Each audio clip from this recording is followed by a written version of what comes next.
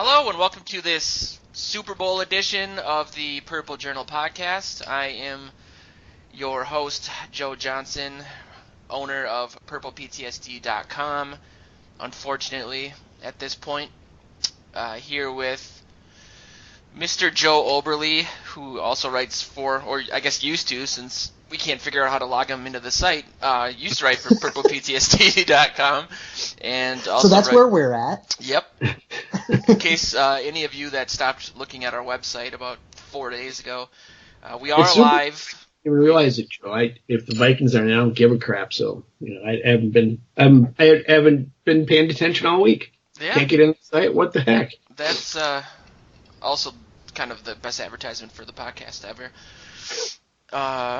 He also I just got this image of you like throwing your laptop away and then just like fleeing to like Miami, kicking back with a Mai Tai and just being like, see you guys in October. Right. Starting like a shuffleboard PTSD website. I am out of here. Joe writes for the Sports Post too when he's when the mood strikes him. And also on the show is Luke Braun, who is logged in, I think, to purplePTSD.com, but he's one of the... God, I hope so. We'll see. Unfair. That's just my way of saying to anyone that's listening that the site will be fixed at some point. It's close. It's just, one thing breaks, another thing breaks. It's up there, though. You can go look at it and read stuff that we got up there. So yeah, we have I love the way it looks. It looks very nice. Get in. I think Joe's trying to send me a signal. I'm a passive-aggressive sort of leader, so... I mean, you're a Minnesotan. Yeah, it's Minnesota nice. But Minnesota nice is Minnesota you don't realize we're being mean. Couldn't agree more. Could not agree more. But yeah, how are you guys doing? It's Super Bowl week. That's exciting. We were off last week, so I'm going to blame that on our horribly awkward intro, but... I had all these awesome Pro Bowl takes. Damn. That skills competition was so fun. I didn't even see it. Oh my God, it was cool. Go ahead, Luke. It was so silly and fun. Like they used to be. Yeah, you could, it definitely just stopped taking itself seriously, which I think was the best thing. Screw the game. I just want that every year. Did they do, long... I know I saw something about,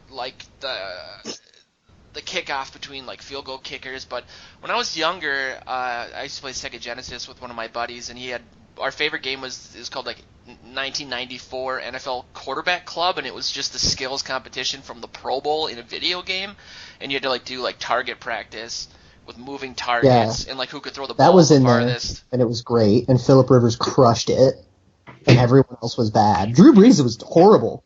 Really? Yeah, and so was Dak and Dalton. Rivers crushed everyone. They dropped footballs from drones for the punt return people to catch. For Patrick Peterson and Odell and a couple other guys, and they had to catch it from a drone 100 feet above them. Wow. And they had another catching competition, and then they had dodgeball. They had a legit dodgeball game, and T.Y. Hilton almost made a heroic comeback before he got drilled by an absolute laser from Ezekiel Elliott. What? And there's a hilarious gif of Alex Smith one-hopping one of these balls in a dodgeball game. Ah, man. It was so good. Yeah, I stopped watching the Pro Bowl when they got rid of that kind of stuff. It was just I used to love watching Favre go up against Vinny Testaverde and try to throw it 75 yards. Anyone? Yeah, I was in Miami. Sorry. Speaking of which, they moved it to... Are they not doing it in Hawaii anymore? Isn't that... This is Orlando. Part of the reason why people wanted to go in the first place? I'm not sure what the deal with the location change was. I think the people that have been there for a while, the novelty of Hawaii wore off, and the people that hadn't gone there, they wanted to go to Hawaii, and I don't know. It's probably logistics. They're I don't know. They're just trying so many different things just to make it work and make people tune in because the NFL's bumming. Here's 1 week out of the year that they don't rule the world, so maybe and it's the week before their biggest week, and it's like you could have so much hype. It feels like such a missed opportunity if it sucks. Well, but it doesn't suck. It was awesome. That's I mean, to me, that was the biggest blunder they made, was getting rid of the skills competition, just because it seems like guys try a little bit harder in that than they do in the actual game, just because it's, bragging rights and everything. But other than baseball, they're all just kind of silly. Unless the skills competition's better, absolutely, in all of them. I mean, the NBA, hockey's really cool too. MLB made a great decision by putting stakes on the All-Star game. Because isn't there like home field writing on that for the World Series, the winning conference? They got rid of it just now, though, I thought. Oh, really? Yeah, I just heard that they announced that wasn't going to dictate home field anymore, and a lot of like baseball Reddit purists were like super happy about it. But yeah, I mean, if you don't want it to be completely meaningless, you have to attach some meaning to it. But I guess which is the or it could just be meaningless and fun, like the skills competition was. Yeah, I mean, football's different because you can blow your knee out. I mean, you can do it in any sport, but people aren't going to go out there and completely, like, especially on defense, just light people up. It's more of a flag football game than anything. Yeah, how did Everson Griffin get a bunch of sacks? I thought they kind of outlawed sacks in the Pro Bowl. It was like the lowest scoring Pro Bowl in a while, wasn't it? I don't know, but I know in years past you weren't supposed to hit the quarterbacks. I didn't watch it, but I read that the next day, and I was like, what the heck? He was sacking people. Like, they need to put a rope around him. Yeah, I didn't watch it either. He was lobbying for the MVP is all I took from it. Yeah, it helps if your team wins. Yeah, the AFC won, so I don't think any NFC players could be. But Anthony Barr had a good game too, and people are going to use it for takes now, which I find hilarious. Yeah. Like that resurrects the year. Yeah, totally. Like he did have a cast on for the whole game, which is interesting. Where? On what? On his wrist. Really? Which is where all of the tinfoil hat people said he had an injury all year that he was listed for early in the year, and it just kept bothering him, but he wasn't like, he was full practice and everything, so they didn't put him on the injury report.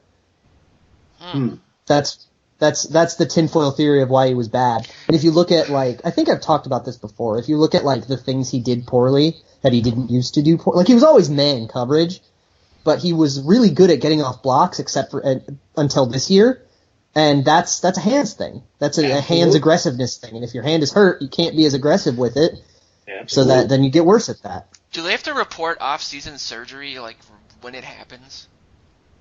I have no idea. Because I was just wondering if a cast implies that maybe he got some arthroscopic surgery or something, but then he probably wouldn't be running around at the Pro Bowl either. That's a good question. I don't know if they have to, but they do, because there's, Mike Zimmer doesn't have any games imminent, so he's, the competitive balance isn't out of whack, so I'm sure he allows that information out, but I don't know if they have to. That's a good question. Or you could end up like the Seahawks and losing draft picks over the Richard Sherman thing, which is kind of the other end of the spectrum, but I always find that kind of stuff interesting. Kind of crazy, because didn't the Vikings get fined for doing something like that, like, not too long ago, and now people are losing draft picks? Like, I feel like we kind of lucked out. I don't know. This is it's off season. I'm in Miami drinking. I was just going to say, these are... My psyche has been dominated by looking at the homepage of our new website for 12 hours a day, so I am going to have even less takes than I typically do, which is saying something. So you're sick of you've seen it so much, you're sick of the website, and you want to redesign it again already. That's always what happens. By the time it's ready, I hate it. It's too much, man. I wasn't built for IT work. Too angry. Which is why I watch football. Is that a good segue? We do have the Super Bowl. I know, man. That's fun. Kind of exciting. Even though it's been arguably one of the worst playoff runs, I guess, people are saying, ever. Just because the games haven't been very competitive. And there's one really good game, though. The Dallas-Green Bay game? Oh, no. That was a great one. No. Falcons. Oh, the Green Bay Falcons game. That was also phenomenal. That was the greatest. Yeah. There's some Jeremy real good play. gifs that came out of that, of Aaron Rodgers just getting absolutely drilled after he was unfathomably smug all week, making jokes about crowd noise and pumping in noise and stuff, and the Falcons just drilled him on multiple occasions. Felt so good. It was, it's interesting. I probably, karma-wise, I probably enjoyed it too much because now, ever since that game, my greatest fear is now they're going to be all hepped up for next year and to try to win the damn Super Bowl on the Vikings field. Oh my God, that would be worse than Favre going from Green Bay to Minnesota. If they did that, I think I might just move to Miami permanently and give up football. That thought hadn't even occurred to me that might happen. But the way it's amazing how the narrative changes so quickly. Like, going into the game, obviously, then when the Packers lose, it's everything I saw was, Rodgers can't do it by himself, and Green Bay needs to get help from Rodgers, and the Aaron Rodgers' window of opportunity is closing. It is true, but it's just funny how that doesn't really. Like, what more can a quarterback do than what Aaron Rodgers did? And if that can't get you there, you can no longer rely on only having a quarterback. You have to do something. Yeah. Do you think your defense? You're just not going to get a quarterback performance like that again. That is just not repeatable. Well, I was thinking. I guess my question was the outcome of that game mainly because Atlanta is just that good, or is Green Bay kind of flawed? Atlanta's defense surprised me a little bit. They weren't that good all season, but they played well in that game, and they did. That gives me a little bit of hope going into this weekend that they could make a game out of this thing because New England's got a better defense than the Falcons do on paper, and they both got good quarterbacks, good offenses. So you figure the team with the lesser defense is going to get beat. But after seeing how they really took care of the Packers, I don't know. I've got hope that we'll see a good game on Sunday. That'd be great. I think it was like the Falcons are definitely a good team, and like coming into the playoffs, they were the team I had winning the NFC. Really? But I do think a lot of the Packers chickens kind of came home to roost in that game. I mean, you just saw that like reasonable cornerback play can shut down their wide receivers, even when you have Aaron Rodgers, and the problems in their secondary were just exposed by Julio Jones, and no matter what they did to try and cover him, and even though I do think that they had a significant game plan issue trying to cover him, and the fact that they kept Dom Capers is hilarious. But they just got predictably gashed by better players. To be honest, to be fair, a little bit, I agree with you, Luke. But they were so deep into their cornerbacks. I mean, they were like, if we were playing Sherrells at cornerback a few years back, it was so even worse. Yeah, it was so bad that how much cushion they were giving Julio Jones was hilarious. It's like, we're gonna spot him. He can have these 15 yards just so he doesn't score. Yeah, it was amazing. Although I do want to call back to something I said on the last podcast, which was if you have a heartbreaking NFC Championship loss and then 2 years later get blown out, just saying, that's exactly 98 to 2000 for us. Perhaps the curse has moved on to another NFC North team. Yeah. Especially one with an unsustainable model and a bunch of players that may be getting old and leaving, like Julius Peppers and Clay Matthews. Yeah, I guess my next question is, do you think that their window is... It just seems like they have a lot of pieces to replace. Because they let them all go. Yeah. Yeah, who did they let go from their tackle? Their secondary, too. Oh. Casey Hayward, who maybe led the league in interceptions? Or was close? I know he was at some point. Casey Hayward. I know at the time people were ripping when they got rid of the tackle that ended up in Chicago, but I guess he was kind of eating himself out of the league anyway. So. Exactly. And their offensive line did fine without him. I don't think that was as big as a loss as losing Hayward in the secondary because they had problems. And then Sam Shield goes out with a concussion, is gone for most of the year, and so they were hurting for certain back there. But it does show you that if you do have, and this is kind of, as I'm saying it, kind of stupid, but when you have a quarterback that is that good, you're going to be a contender pretty much every single year. Yep. He did lead the league in interceptions, by the way, with 7. Casey Hayward. So, For who, Luke? San Diego. San Diego. Wow. Yeah, that's it. You gotta sign those guys. I guess I'm heartened by the fact that I haven't seen McCarthy, Thompson, or Capers gone this year yet. And they haven't. I know. Yet, so I was really worried they were going to get like Josh McDaniels. That'd have been and have him be like really good on his set, like have him Pete Carroll and be really good on his second go, and then be good for them for like 30 years and be their Belichick. I was really worried about that. Is McDaniels made a decision? I'm still operating. He's staying. Is he? Yep. The only job he could have taken was the 49ers job, and he noped out of it, and he decided to continue being the best offensive coordinator in the league now that Shanahan is. The 49ers hire what's-his-face? The safety? They hired John Lynch as a GM. Yeah. The dude has never been a GM or even close to a front office in his life. I don't think the 49ers can hire. I think they're like the T-Wolves were a couple years ago. Like, nobody that has any experience wants anything to do with them. Yeah, it's interesting with a franchise that's as storied as that one that they can't attract. It's the same ownership, right, Joe? As back I believe in the day? so. Well, it's not DiBartolo anymore, is it? I don't think. I thought he got in trouble for some back end dealings or real estate stuff. And went to prison. He's since passed away too, but I don't know who the ownership is now, but whoever it is making decisions like the guy out in Cleveland. I don't know. But it sounds like Kyle Shanahan's supposed to go there, right, after the season's over.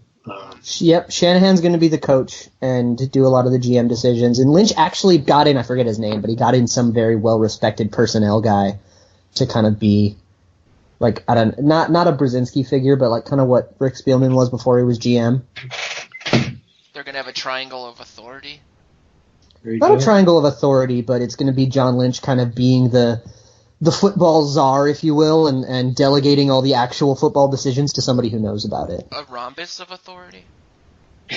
That was funny. It's not about the geometry. Trapezoid. Parallelogram. That's not... The isosceles triangle.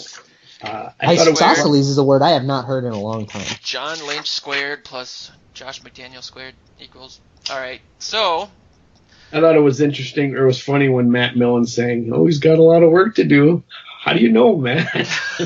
Because he was one of the other, like, really good players and broadcasters to then become a GM, and then he destroyed the Lions. But there are two other former player GMs that are doing very well in Ozzie Newsome and John Elway. That is true. Poor man. I mean, they both had... But they weren't broadcasters, though. Well, that's what ruins you, I guess. Yeah. If we're going to go back to that. I always refer to myself as the Matt Millen of Purple PTSD just because every move I want to make is for a wide receiver, and pretty much every article I write is about a wide receiver, so why not? Matt Millen would have definitely overdrafted Moritz Boringer. Like in the third round, some crap. Hey, but he had enough practice till he finally... Didn't he draft, what's-his-face? Like a no-brainer of Calvin Johnson. Yeah, he finally got one right. Census best player the Raiders should have taken instead of Jamarcus Russell. Yeah, he took Charles Rogers, who started out good, and then his collarbone exploded 5 times, and he got addicted to pills, and then... What was that One guy's of the name? Mike Williams? Yeah, Williams. One of the, 7 bad Mike Williams? Yep, the USC one, and then he took Roy something. Roy Williams. Roy Williams. Yeah, that was supposed to be like the Megatron before Megatron came, but he just didn't really pan out that way. But before he just locked in Megatron so they could waste his career. Yeah, he also drafted Stafford. Wasn't he in the same draft? No, that was the next year. Sorry. That was 2 years after. Because Calvin Johnson was in the same draft as Adrian Peterson. Yeah. Yes, he is. What a draft that was. And then Stafford was 2 years later because it was after their 0-16 year, which was 2008. Wow. Stafford was, he was the number 1 overall pick. Yeah. I can't give you any credit for drafting Matt Stafford. That's like drafting Andrew Luck. Like, duh. You just went 0-16 and you took the best quarterback, the only quarterback in the class. Like, congrats. Well, that's the Vikings, man. When we need them to tank, they never really tank. No, but they're one of the top 5 or 6 winningest franchises in history, percentage-wise. So I'll take that for what you would know why they don't tank if you listened to the Infinite Monkeys podcast. Boom plug. Oh my! Nice. Speaking of plugs, I should probably plug our sponsor, who I should also probably get in touch with. SkullYourHome.com, as always, is our sponsor. If you're looking to buy or sell a house in the metro area and you want to work with a Vikings fan, go to SkullYourHome.com. Also, we'll kind of talk about this in a little bit, but we are working a lot with VikingsTerritory.com too, and that kind of plays into something we're going to talk about. But I wanted to bring that up before, I guess, even though this kind of seems like something we would do at the end of the show, what your guys' thoughts were on the Super Bowl. Like, what team? It sounds like something about Vikings territory real fast. Adam Patrick is doing a raffle, and if you go to the Purple PTSD Twitter, we've retweeted it, or if you go to Adam Patrick's Twitter, he's doing a raffle that's got some pretty cool swag in it. I wanted to plug that. Luke, when was your second? Was this your second Infinite Monkeys? I didn't see a link. I've had 3. Oh. I must not be on your email chain. Something. Just kidding. It should. If you, I don't know if you've subscribed to this podcast, but if you're subscribed to this podcast in the podcast app, like in the app specifically, on your phone. It'll show up on your phone because it's through the same Spreaker account. Oh, yeah. I do so little through my phone that way. I'm not a digital native, so I'm sorry, but you have to mail me a VHS copy of your. I'll burn it to a CDR. Perfect. And send it to you via USPS. No, I did one about why teams don't tank. Yep. And I did one about why the salary cap keeps going up, and now I'm going to do one about the Getty A problem, which will become a little bit more relevant, I think, in a later talking point we're going to have. But it's basically about, like, it's a philosophy one. It's about epistemology, and it's very ethereal. Excellent. Well, I got to hear him. Yeah, I should have plugged that earlier in the show too. I'm like 0 for 6 on plugs, but like Luke said, if you follow us pretty much anywhere, excluding Joe's stock ticker methods, you'll come across the Infinite Monkeys podcast too. But yeah, it sounds like you guys are kind of, at least Joe was implying that he was leaning towards the Patriots this Sunday, but I think so. Yep. I think ultimately their defense is going to do one more stop than the Falcons might, and that might be enough. I'm hoping for a really close game. I don't think the Patriots defense can completely shut down the Falcons, but I do think they can limit the Falcons, and I worry about the Falcons defense being able to limit Tom Brady. Yeah, it's just getting obscene, really. Like, every other year, they're basically, since I was a freshman in college, they've been in the Super Bowl. So, how can you really game plan against all that experience? I remember back in 2001 when they won their first Super Bowl. I was a wee 9-year-old boy. Wow. And my dad was so cocky about the Rams that year, winning the Super Bowl. He was like, no, there's no way that they'll win. Because they were huge underdogs back then, because nobody really knew about Tom Brady, and nobody really thought Tom Brady was like Tom Brady, They thought he was like a fluke because he was a second-year dude. Yeah. And I bet him $1, which was $1 bajillion when you're 9 years old, that the Patriots would win because he was being so cocky and it was bugging me. And then they did win, and that was like maybe the highlight of the 9th year of my life. Yeah, but I saw on someone today on Twitter, I can't remember who it was, from that Rams team was whining about the fact that he claims that the Patriots taped their practice right before the Super Bowl. Yeah. Of course. Yeah. They probably did. That was their practice back then. Did you hear about Kyle Shanahan's backpack? They cheated again. Mm-mm. They didn't at all. This is a hilarious thing. Some reporter got his backpack mixed up with Kyle Shanahan's at a press conference. Like, it was Kyle Shanahan's press conference, or it was at a press conference with like a podium or something, and the backpack was like leaning up against the side of it, and some random reporter from like who knows where, I think actually, it was a 49ers guy asking him questions about being the 49ers coach, thinking it was his backpack, accidentally picked up the wrong one, and it was Shanahan's. And Shanahan started panicking because his game plan was in there. And for a hot minute, everyone was talking about, oh, the Patriots cheated again, and now they're stealing game plans, and blah, blah, blah. And it's really like some old reporter, like, getting mixed up about the dude's like 75 or something, like, getting mixed up about his backpack. That's the plot to Fantastic Beasts. Okay, so we're gonna... What? Fantastic I'm going to Beasts. take your word for that one, Joe. The new Harry Potter movie. That's the plot of the... I have not seen that movie, so that one just fell on real deaf ears. Dude, all I've done in the last 2 weeks is work on the website and watch Harry Potter movies. So, I thought we could have a section about who is the best Quidditch board. I don't even know what I'm talking about. Yeah, and there it was. That section is over. It's brought to you by Joe. Brought to you by StoreYourHome.com. By our future host, to be determined. J.K. Rowling. Well, so, speaking next issue. we there's some coaching changes out there. People were hyped up about. I've heard. George Stewart is gone. People seem to.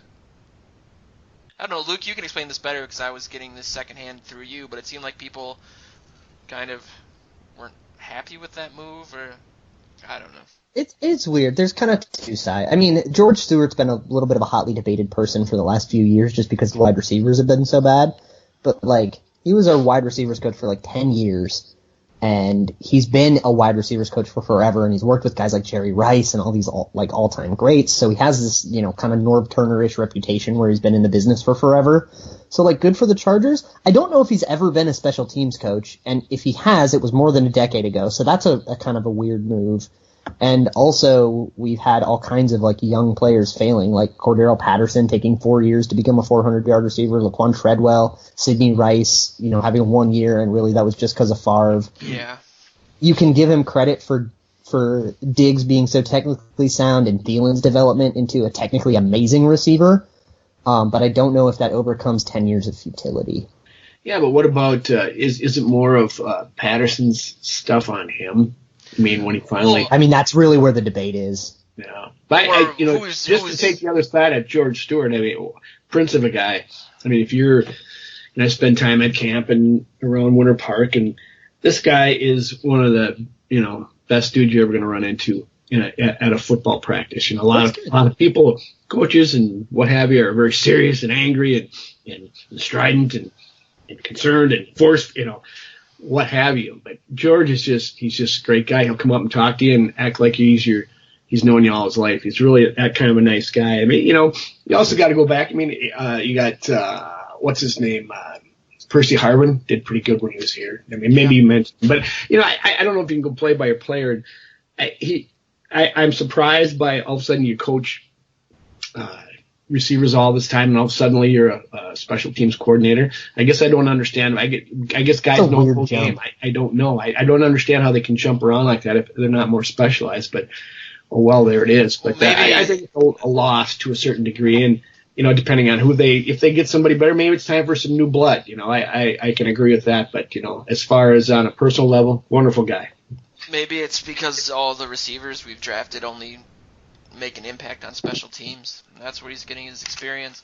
I don't know. I would blame whoever. I'm sure he's the best at coaching gunners. First round punt gunners. Now that's a specialty.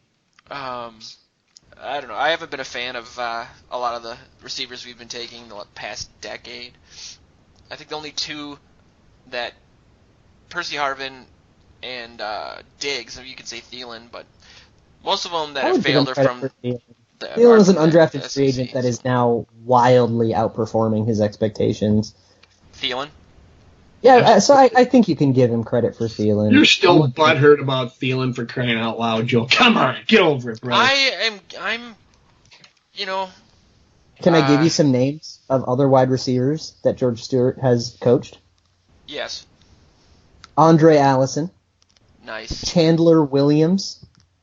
Jamar Johnson. God. There's Percy. I'm just looking at the draft history of the last decade. Stephen Burton. Yep. Who was the Darius guy? Wright's out there. There's Greg Childs, although there that he is. You can't really talk about the coach. If you're saying he's coached them and they've gone on elsewhere and had great careers, fine, then he's a failure. But if they're out of the league, it's because it's on the player and it's on the person who drafted him. And I'm not sure how much George Stewart had in the draft room as who they're going to take. So no, we just seem to have this weird bent. By we, I mean Spielman, where he was taking a lot of SEC guys in the second, third round that were from smaller SEC schools, and they all just a weird trend in the mid-2000s. Flamed out, like a lot of Gamecocks and horny toads. Just like Southern Eastern Carolina or something. It's like, what? I always figured we had a scout that was from there that thought he had some sort of inside line on things or something, but the interesting news I thought that came out last week was that we've talked about Patterson maybe getting a contract somewhere else that the Vikings wouldn't be able to match for any number of reasons, but Patterson coming out on the Pioneer Press podcast and saying that he wants to play running back for the Vikings, and I thought that was kind of good news for the Vikings because from what I read, other people's take was that he doesn't really see a chance on the Vikings of kind of cracking the top two on the depth chart. So he was thinking he just wants Adrian Peterson money, Joe. So I guess that quarterback Adrian Peterson money. I don't know. I thought it was odd that if he's looking for bigger money as a wide receiver, why is he also looking to maybe stick around with the Vikings as a running back? Maybe the market isn't as high. Maybe I think he knows telling him that. If he's a wide receiver 3, like those people don't make a lot of money. But I do think that like there are teams out there that will see him as a guy on the upswing and saying, "Oh, I can expect more production from you than you put out last year," and then that would cause them to pay him more. I don't know if anybody's said like, "Oh, Patterson's just going to go for the money." It's more of I could see a team offering him more than the Vikings do, and I wouldn't blame him at all if he took it. But I think everything we've heard him say has been, "I want to stay with the Vikings. I want to stay with the Vikings. I like the Vikings." It's just like, a lot of players say that, and then the Jaguars offer you $1 gajillion, and you're like, yeah, I'm going to go with the $1 gajillion. It's like, no, that's business. No harm. Here's the other side of that, though. I mean, at least another side of it is from a team, another team's perspective. Are you going to spend big dollars on this dude and have him to come in and have to wait 4 years for him to learn your offense? Yeah. That's why maybe he wants to stay with the Vikings because he's finally getting the offense and he knows, he might not get that much more elsewhere, but he's going to be in the meat grinder as far as try to figure things out and what he has to do to be, to learn that offense and excel there. So I don't know. If I was him, I would, try to, leverage my current team as much as I can because he's going to succeed here more, I think, right out of the gate than he is elsewhere. I guess the way I feel, but I don't know about learning offense. Like the offense is the thing. I think learning how to be a wide receiver period is a thing because he's in his third offense now. I mean, he's been switching playbooks from Musgrave to Turner to Shermer. But I do think you're right that like he technically took a long time to develop. And that does cause worry about, like, if I'm not constantly hounding you on how to run a route and do this with your legs and make sure you sell it with your hips and stuff like that, you're going to, start falling back into bad habits and become bad again. And I don't want to pay a bunch of money because of that risk. That might be me hopefully thinking. I really hope we keep him. I hope he's a Viking. I just feel like the Vikings, knowing who he is and knowing about his learning curve and stuff, will value him lower than other teams who don't know that will. Yeah, I just can't imagine he's going to be like the prototypical high. What am I trying to say? When teams overspend a guy with potential. I don't think that even he's had 52 catches this year. It's not like he broke any. I mean, he was pretty much. He didn't seem like he was breaking as many tackles or it was as slippery as I think fans expected him to be. Nice and physical. Yeah, but he was like a decent wide receiver. He was a nice contributor. It wasn't like his rookie season where you were like, wait, just wait. It was more like, okay, this is what he's going to be. Which goes back to your earlier point, Luke, that he's going to be a third wide receiver. He's not going to get paid that much. He's going to get paid a little more because of his huge value in the return game. But Yep. and that's probably what it is. He's looking to maximize his value and is throwing his hat in the ring with the running back thing. And I personally have probably written about this 4 times, but I don't understand why they haven't used him in that capacity more, especially with the struggles coming out of the running game. Did you read his Players Tribune article? No. This was actually super interesting. So he wrote an article for the Players Tribune, which was awesome, and it was all about kick returns. Patterson And he did? talked about why, Patterson did, and he talked about why he doesn't return punts, and it's because it's because he doesn't have as much time to set up. Oh. And if you don't have enough time to set up and trust yourself to set up for a punt, you definitely don't have enough time to trust yourself to set up for a run. Yeah, because I saw a quote from the podcast where he kind of let this all out. That was almost the exact opposite of that, where he was saying, people keep telling him that if you're this good at fielding kicks, you should be that good at being a running back, but that doesn't seem to necessarily be the case. But he's done well, I mean, at least as a rookie, and everyone goes back to that Rams game in 2014 where he had 100 yards and a touchdown. yeah, Herschel Walker wanted to be a bobsledder too. So Yeah, what are you gonna do? I don't know. I'm a fan of Patterson. I would love to see him stay here, excel. I mean, just build on what he's got going, and good point about another offense. But it's just he has not quite learned how to be a professional. And I think he's starting to get that, and you can tell he's comfortable and happy here, and that's important his to him. Friend on the team. That's right. So I think he's got the best chance to excel here. So he probably leverages some other team for some money and ultimately stays here. I would have to be convinced about whether I think it's a good idea or not. I mean, if it's successful, fine. Throw him in as a running back, and screw people up, defensive up. But I don't know. I don't think he's not the same kind of guy as Ty Montgomery over in the Packers, and I think that's what he's speaking from. I think totally different dude. He's a different kind of player, and his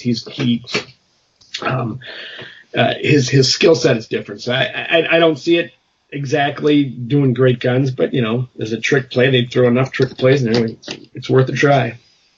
Remember before the season when there were all those videos from the Vikings media network of Cordell Patterson and Teddy Bridgewater playing rock paper scissors that was fun and jovial and everything didn't suck yet? Yep. Well, that was sad. That was real. That was a memory that was happy before we were no longer allowed to be happy. Especially with Jason Cole's hard-hitting, deep cover investigation that came out this week about Teddy Bridgewater being out until 2025. He's going to be dead. He died. He's gone. Natural causes. Yeah. Right. They'll be picking up his option in 2022. I don't know if this is, and we talked about this off air, if this is just something that happens now with the state of how quote-unquote sports journalism is these days, but there seems to be, like with this or with the so-called mutiny that people had in the Green Bay game, where people pick up on these small things and blow them up into this huge kerfuffle, and then a day later it's basically, oh, well, that was just all for nothing or all for naught. Yay, Twitter.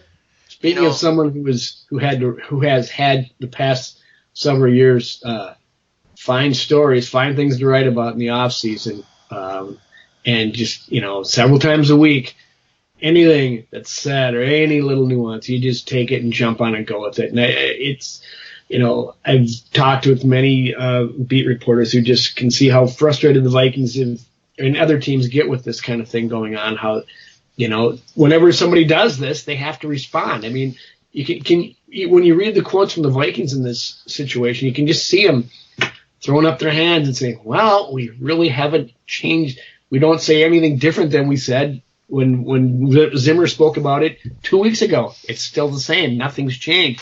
But other tthan somebody decided, oh, I need to fill a spot here on the website, so here we go. It's got to be frustrating for the team, and then the beat writers have to chase it down, and because their editors are saying, you got to go see if this is true. Is this true? It's just true. Write a story about it, and it just has a life of its own. I would to answer your question, Joe. Yeah, it's the nature of sports journalism these days. Maybe it's the nature of all journalism. That's like a whole Twitter, all of this like internet journalism and stuff. That's like a whole thing that's happening, not just in sports. You got fake news. I was gonna say maybe the Vikings should hire Sean Spicer or whatever that guy's name is to do their press conferences. That would work.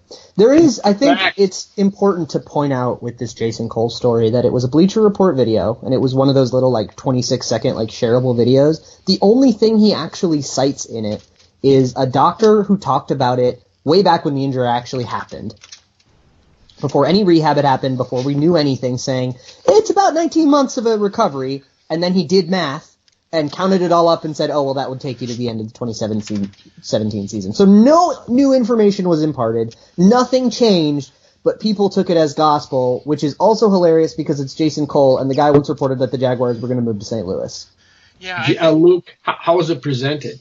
I mean, was it presented at, not necessarily this is breaking news, but was it presented as, if you had that big enough... Not even, really. It seemed to me like he was like a doctor once said this, and if you do that, he won't make the... It was definitely, like you said, it felt like one of those things where it's the off-season and I need content, so here's a piece based on this quote from, September, and here's a little 20-second thing. Hopefully you guys share it on Facebook. It was kind of a weird mix to me watching the video of, a national writer actually just glimpsing over at Vikings land for 2 seconds and saying, I'll update people on what's going on with the Vikings because maybe people aren't, up to date on all the Teddy Bridgewater stuff. But the video I watched, it seemed like he was kind of disingenuously implying that he had some sort of inside source because they kept saying, according to Jason Cole's source, it's 19 months.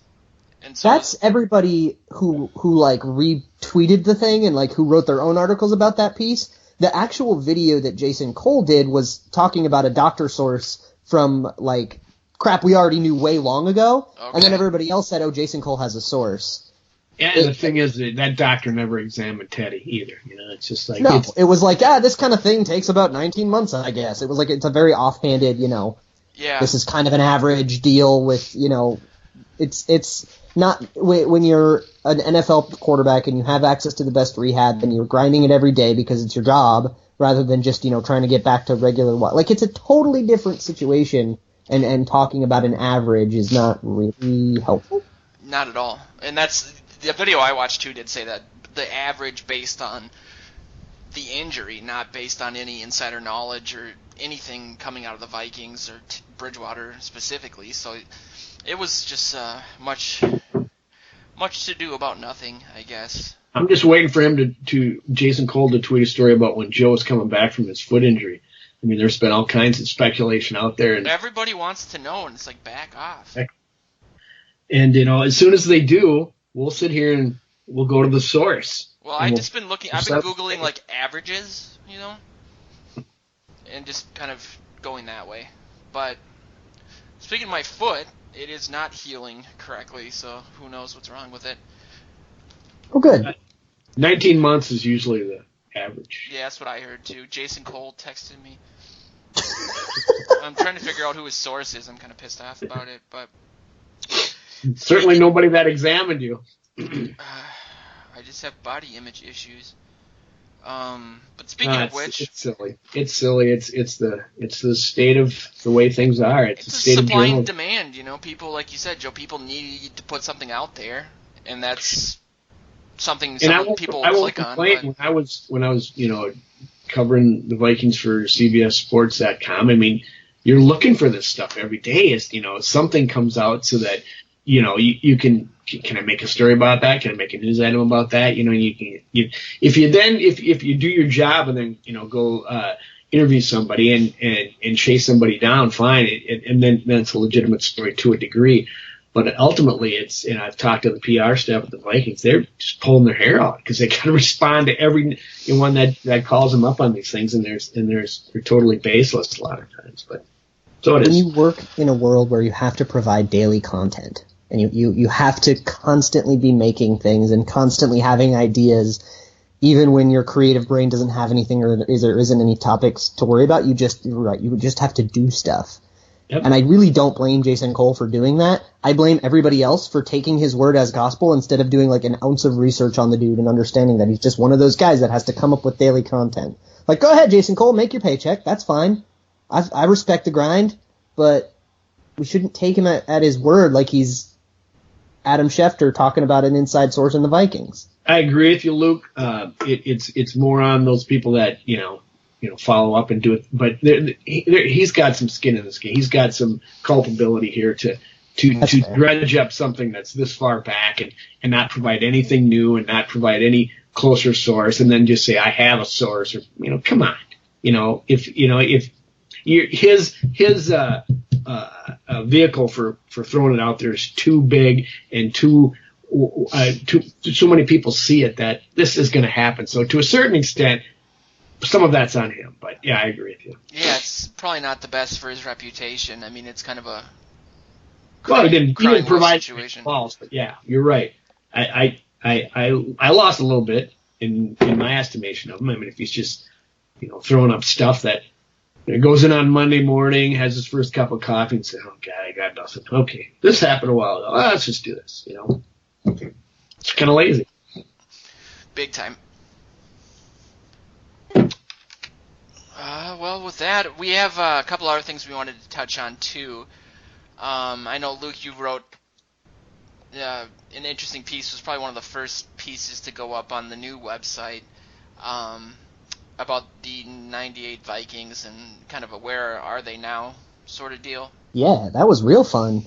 I decided to bust out my best Google foo and see if I could track down some of the starters from that '98 season. And everybody started talking. I got the idea when everybody was talking about the Falcons and how the last time they were in a Super Bowl was that season. So I started talking about those dirty birds and how they, upset the behemoth Vikings and everything. I started thinking about that team, and I was like, I wonder, like, what, like we see like Moss and Carter in the media and stuff, and we all kind of, we kind of know where Gary Anderson is because he's got a website that's called www.GaryAndersonPerfectSeason.com, which is amazing. But like, what about the offensive linemen? What about like Robert Smith? What's he up to? And it was really fun tracking all these guys down and finding their stuff. Yeah, Todd Stussy has a cool, interesting story. All the way down to like Jimmy Hitchcock, who ended up in a multi-million-dollar mortgage fraud conspiracy and is in prison. Wow. Is that of his own design? He was definitely one of the principal people in it. He was not the only person, but he was the one paying off bankers and stuff. It was like he pulled down like $4.5 million before he got caught. Who? Now he's in white collar prison. Jimmy Hitchcock, yeah. I never had heard that. He was always a big thorn in my side. We'd always go into the prevent, and there'd always be a touchdown against Jimmy Hitchcock at the end of the game back in those days. So it doesn't surprise me that he was not the most responsible person in the world. But there's a lot of high school coaches, a lot of youth groups, a lot of people became entrepreneurs and started their own businesses or purchased things. A little bit of media. A couple people published a book. Randall Cunningham started a church and is an ordained minister. Yeah, it's amazing. Isn't his daughter an athlete of some sort? Cunningham's. I want to say volleyball. She had like a big volleyball thing in high school, right. But I don't know. That was a few years ago when she was in high school. Moss's daughter's like a basketball savant too. Jake Reed has a highly touted high school recruit coming out as a son. He's got a son who's a wide receiver. Who's Brad Johnson's kid too. I've heard he's in 8th grade and he's getting a bunch of D1 offers. Jesus Christ.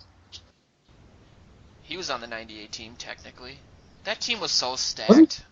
Yeah, it was. He got hurt and that's why Cunningham played. I miss Todd Stussy. Yeah. We had, on paper, man, I mean, the defense doesn't get a ton of respect from those days, but we had a good defense. Daniel, John Randall. Robert Griffith. My favorite. Those two wouldn't have, McDaniel and Randall wouldn't have played in the Super Bowl had they gone. They both got injured pretty bad. Oh, that's right. They missed, like, the second half for a lot of it, didn't they? Yeah, so the Vikings would have lost in their Super Bowl. So was that and that would have been second? That would have been the most Super Bowl losses of any team. Wait, no, Denver has 5 now, don't they? Yeah, It would have been for a while until Denver got this. It would have been that for a while until Denver got beat up against Seattle. I don't know. I mean, I feel like I would prefer that though, because like at least Denver is like not a completely forgettable team. Like Elway's Broncos were a very memorable team. Like, who the hell remembers those Dirty Birds until right now when they're in the spotlight because it's the first time they've been in the Super Bowl since? God, I hate it. It's like nobody's that we lost to. The Dirty Birds. Like, who even was the quarterback of that team? The quarterback of the Falcons? Yeah. Yeah. Oh, what was his name? It's like hard to remember. I can see the guy in my Yeah, tall, blonde hair, kind of Jim Kelly looking. What the heck is his? I'm looking it up. Oh God, I know his name. Dang. Stussy is what's stuck in my head for some reason. Let's see here. Oh, I got it. You guys want it, or you want to try to guess? Chris Chandler. Chris Chandler. There it is. Yeah, what a completely just blah team to lose to in that stupid dance. I still know how to do. I used to do the Dirty Bird in high school when I scored in hockey, so twice, and I got a 10-minute penalty the second time I did it for taunting. So, and some real barn burners at wide receiver in Tim Dwight, Jamie German, and Ronnie Harris. Yeah, man, Dwight was like on kick good wheels, so fast. He was like, what was that? Chris Walsh, but like a million times faster, just because they were both white and shaved their head. But yeah, Tim Dwight, wow. Don't you do that, Joe? You shaved your head and you're. I did. Yeah. And now I'm afraid to God. be seen in public more so. So I'm on the Wikipedia page for the '98 Falcons right now. And the entry for the NFC Championship game starts like this. As of 2016, this remains the greatest win in Falcons history and one of the most amazing upsets in NFL history. And then it goes on to describe the game. Oh my God. Of course. It was an offense that had set the regular season record. Yeah, it's a curse. I would argue that this last game was probably a better win for the Falcons, just the franchise, because they just were a juggernaut and they just sliced through the entire NFC relatively unopposed. Yeah. I bet if they lose, or when they lose, I don't know, there was such a Cinderella thing, the 98 thing, just for everybody. I mean, it was so heartbreaking. I had this algebra trig teacher. I was a freshman in high school, and somebody blamed Gary Anderson for the game the next day, and the guy was like 80 years old, the teacher, not the student, even though there were a few of those floating around. And he literally picked up the overhead projector and threw it on the ground, and it like exploded. He's like, "It's not the kicker, it's every missed tackle." And he left. We didn't have a teacher for like the rest of the 45 minutes. Poor Mr. Poor Mr. Dillinger. Jesus. Yeah, he was. God, Mr. Dillinger. He was my mom's math teacher in high school. Any relation to John? I only have one question. Well, that was a good joke. Wow, that was a good reference. Yep. Is he? We want to keep reliving this loss. Why? It's all we got. I mean, I'm listening to you guys talk about, well, do we want to go to the Super Bowl and have the most losses, or it's like we don't have anywhere to go. It's like, well, it's when probably was the better last time we did lose. The Vikings lost. were on the good side of playoff history? Like, think about like these memorable playoff games, and the last time the Vikings were like the winner of one of them. Yeah, in my lifetime, there isn't one really. Is it upsetting the Niners in '87? Maybe. Yep. Yes. Like, how pathetic is that? That was 20. Right. That was 30 years ago. Yeah. That was so great. Oh my goodness. Anthony in 5 Carter. years, that game could run for president. What year were you born, Luke? I was born in '92. 92. Thought Christ. today that I obviously come from a different era than you guys, and I think growing up in the 70s with the Vikings really kind of screwed me up because we took for granted that they were going to win their playoff games and be in it forever, and it's not quite formulated, but I'm sitting there thinking, my goodness, nowadays, last year we were just hoping and praying they could get by Seattle and think, okay, that'd be good enough, and it, you'd want to go further, but you wouldn't expect them to, and it's a whole different mindset. Whereas the Vikings, you just get in the playoffs and you are not that far from the frickin' Super Bowl. Yeah. You can win a couple games and you're there. I mean, look at the Packers. They were gangbusters, but boy, they were a doorstep away. And the Falcons, back then, you took it for granted that they were going to win their games and be in the hunt every flipping year. And it does really it shapes how you view the game. I mean, I always find it amazing, even watching the Packers-Falcons game. Like, that's the NFC Championship when you're not in it. That's how it feels. It was just like a regular game, And then I look back at, like, 2009 with such, like there was so much riding on it for me. And it's like you said, it's just weird to see teams win 2 games and be in the Super Bowl. And it seems so hard in my lifetime for us to be able to do that just because we haven't. Exactly. It's something along those lines, and I'm not quite sure what I'm trying to say is. But I looked at the game last year as, if they won, I thought that would have been, that's it. I didn't expect them to go that much further because they came on at the end of the season, and anything else would have been gravy to me back then. They had to go into Arizona. Yeah, taken for granted. But if they had won that game, then they're going to Arizona, and they have every chance they could have beat him, and they're a step away. It all they have to do, is get to the damn playoffs, which they should have been in this year. They're really not far away. There's that whole story out there. We were as soon kind of going to talk about it, but then not, is that the Vikings can be the Falcons of last year where they're, blah, blah, blah. The only thing that story says to me is that the Vikings are not that far away. We're not the same team as the Falcons. They have, a better offense than the Vikings. The Vikings have to rebuild their offensive line, blah. So I don't think you can it's an apples to apples comparison that just because they did it, the Vikings will. But the point is, they are so dang close.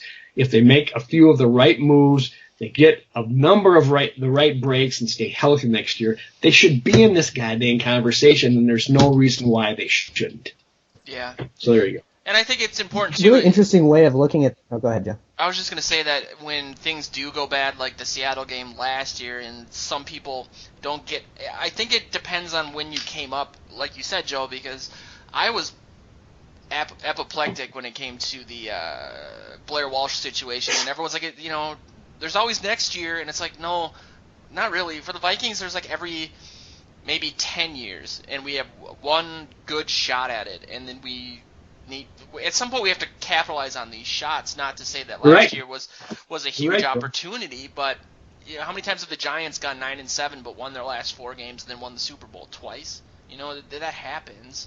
Maybe we need to go in as the underdog because every time we're favored, we get destroyed. My point of view is skewed. It is. I had a really interesting thought just now about this. So if you kind of look at our team and we were 8-8, and that's kind of like it just screams mediocrity. But you can just look at a team with such a bright future, like you were saying, and it's just like it just feels like the kind of thing where, man, you really think we should be able to get there. And we're just a piece or two away, and we just kind of have to have a couple breaks go our way and not have a bajillion injuries. Here are the other 8-8 teams in the league: Baltimore and Indianapolis, and then within a tie of that were the Redskins at 8-7-1 and the Cardinals at 7-8-1. Doesn't it feel like those teams are like these stagnant, dying teams, and we're just in a totally different league? Yeah. Like the Colts aren't going to be good for a long. I mean, they'll maybe have a year or two like the Packers this year, where Andrew Luck just wills them to a deep run. But like they're forever away from having a competent roster. And the Ravens have had this weird thing. I mean, Flacco is like dying. The Redskins are about to lose Kirk Cousins and then just like fall apart. The Cardinals are old and aging, and Larry Fitzgerald's on his last leg, and Carson Palmer's washed. And then you look at the Vikings, and they've got this like young core, and it just doesn't feel like those other teams have that. You have the Falcons and the Cowboys, but during this, I really thought that this year, if we were going to make a run, would be a good year, just because I didn't think the competition wasn't as strong. The Patriots are always there. Granted, the Falcons are very balanced on offense, but I don't know. Dallas didn't scare me that much. They will in 2 or 3 years, but I felt like we should have beat them.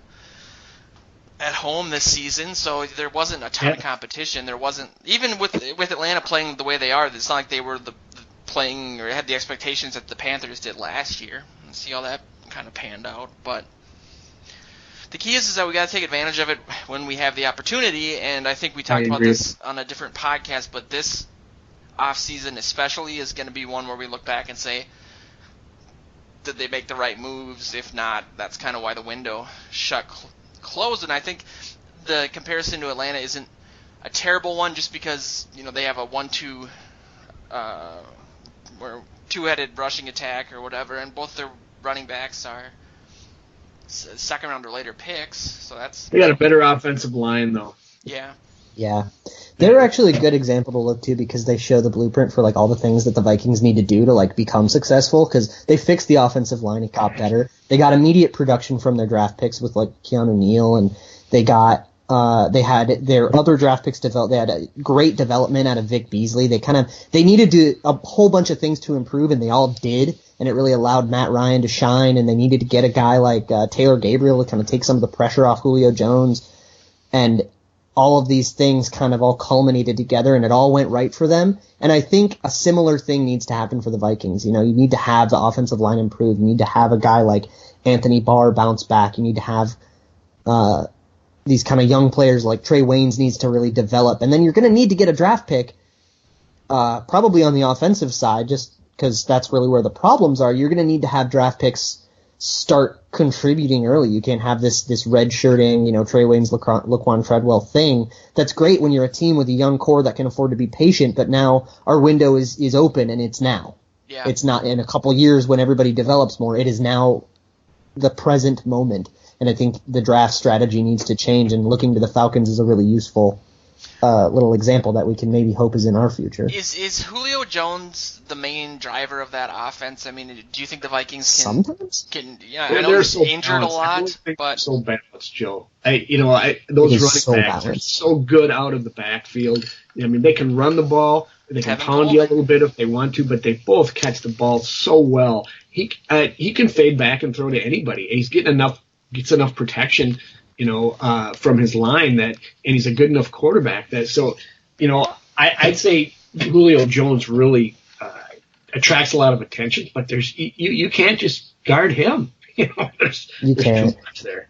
There have been games where Julio Jones gets shut down. I mean, one catch for 3 yards, and the offense still puts up 40. And then you can say, oh, okay, well, maybe they don't need him and we'll cover all the other guys. And then Julio Jones will get 3 touchdowns and 330 yards. And you're like, holy crap, how do you stop these guys? I was thinking that he might be the only example I can think of a team going all in on a draft pick trade that actually worked. Ricky Williams. It's because the Browns were on the other side of it. Yeah. That's really how you guarantee that to work. I really think they're balanced, though. They have so many good, skill players because of their offensive line. I think you give the Vikings a solid, healthy offensive line, and Peterson in the backfield, and the receiving core, the receiving set that they have now, and they're almost as good. I really believe that. It's really true that if you can get protection, suddenly a whole bunch of players start to look better. Suddenly Bradford looks better, and suddenly Adam Thielen looks like a world beater, and suddenly Stephon Diggs is having a better year, and Kyle Rudolph can. If you can get a little protection, all of a sudden all your skill players start to have suddenly they're so improved, and then you get puff pieces about how much they worked in the offseason. Yeah, we're close. It's all going to come down to the line. Joe, you wrote a piece about Khalil back in 2016, but yeah, it's unfortunate that I think he's going to be one of the main cogs for the Vikings going forward. You want him to fix the if you want him to fix it in one season, you're talking about the window. I think Khalil is the first part of it, and then they got to fix. They have to go draft and free agents elsewhere. I think you got to get a right tackle. So I think you end up have to keep Khalil, but who knows what. You can't. It's when you draft somebody that high, especially, and you're paying him that much money. It's just not something that's easy to fix. And I think when he's healthy, he's not as bad as people say he is, and I noticed that AJ Mansour, who writes for purplePTSD.com, also did a piece for Vikings Territory, like a 3 questions thing, and was pretty bullish on Khalil too. And I think that it's not necessarily, we talked about this off the air, and I kind of I'd said that AJ was a pro Khalil guy, and I noticed, Joe, that you didn't really. It almost seemed like more of a necessary evil sort of thing. Like, well, it's the reality. Correct. I think he can be good. I still harken back to his rookie year and figure he was the healthiest he's been since he's been on the team. And, there's a big if coming back from hip surgery. I mean, for an offensive lineman, that's got to be a difficult thing to do. So, there's no guarantees with him. I just think they don't have any other options. And if you want to get somebody top door talent on your left tackle, which you do in order to keep your immobile quarterback healthy, you got to have him, or unless you make a run at somebody who's better, and there's just not that much out there. So I think kind of by default they're going to end up with him if they, and I'm hoping they at least do that. If they don't, they could be in trouble. That's my thought. Yeah, and I think that kind of bleeds over to the Peterson thing too. I think that you can look at like Tevin Coleman, especially in Atlanta, and say there's all these great running backs that are available in the second round, but I don't think they're in the position to. I don't know if they can use their second round pick this season on a running back and then try to have a rookie back there with a beat up line that you didn't replace with your highest pick. It seems like Peterson's going to come back, all of his grandstanding on ESPN notwithstanding. But I kind of agree with you. He's got to come back at a much reduced price, though. Yeah, it's got to be reduced to a big time. I think the difference between running back and left tackle is the draft class this year. Every draft person that is on Twitter that I follow, and everything I've heard is that this is like this insanely deep running back class, and not top heavy, deep. There's a lot of them, and that's just not true for the tackle market. So you kind of have to go be aggressive to go get an offensive lineman. But if you don't get a running back, you can get one you can get a second round guy in the 4th round because it's so deep. That's what deep drafts allow you to do, is make later picks that are like better value guys. Because, if there's 10 second round running backs, some of them are just gonna fall, but still be that good. So I think that you can, if you do lose Peterson, if you can get him back for $4 million a year, like that would be amazing. But if you can't and you have to draft a guy, I would much rather be in that position than being in the we have to draft a left tackle position. Right. Yeah. Well, the dream's not over, I guess. That's all I'm taking. It's always over. I know. And the dream's been over since 2000. It's never over, and it's always over. Do you think if I offered Jimmy Hitchcock some like canteen money, he'd come on the podcast? We'd have to have on the podcast like you are receiving a call from Hennepin County. Collect call from Stillwater Prison. Yeah. Jimmy Hitchcock, number 34. There's another one who is in prison. That doesn't surprise me, man. I think we talked about this when Cluey was on the podcast, but those guys, a lot of them get really bad advice, and then they get desperate. No, it was Orlando Thomas who was in trouble his whole career, but he passed away with ALS. He went to prison. I didn't know Orlando Thomas went to prison. I just thought he was sick. Yeah, he had a domestic abuse thing. Oh. Wow. Well, that's a real bright way to end the show. Wait, I have an optimistic note to end this show on. Perhaps the Packers just had their 41 donut game, and if the Vikings haven't recovered from that game as a franchise, we had one outlier year in 2009, and other than that, we've been in the throes of mediocrity and futility for like a decade and a half. Perhaps the Packers just started their go in that. They're due, man.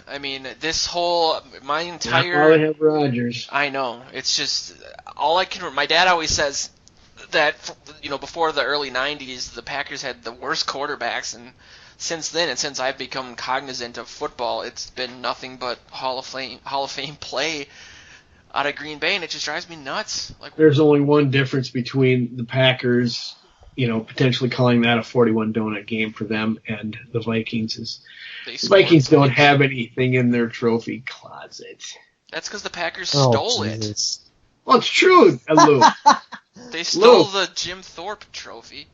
They may be. What my point is, I don't think from a fan standpoint, it's easier for the Packers to look past and move on from that game. A, because they got Aaron Rodgers at quarterback, but B, they have. Mean as much every one of them will tell you what they got for. They still got those things in their back pocket. We have nothing in our back pocket.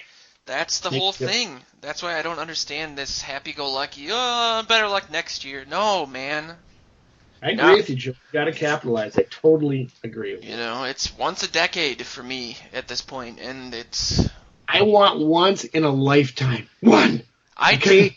I'm a little bit closer to the other end than you are, Luke. You want to hear something real depressing? Brett Favre was traded to the Packers the same year I was born. Wow. I have never been alive in a world where there wasn't a Hall of Famer at quarterback for the Packers. Okay, that means you're younger than I have less life to live, so I got to go live some of it now, guys. Thanks. Yeah. Go to Miami. Go sit Mai Tais on the beach. It's the off There we season. go. Oh, final point. Never been to Miami. I've never been to Florida. I heard the Epcot Center is nice.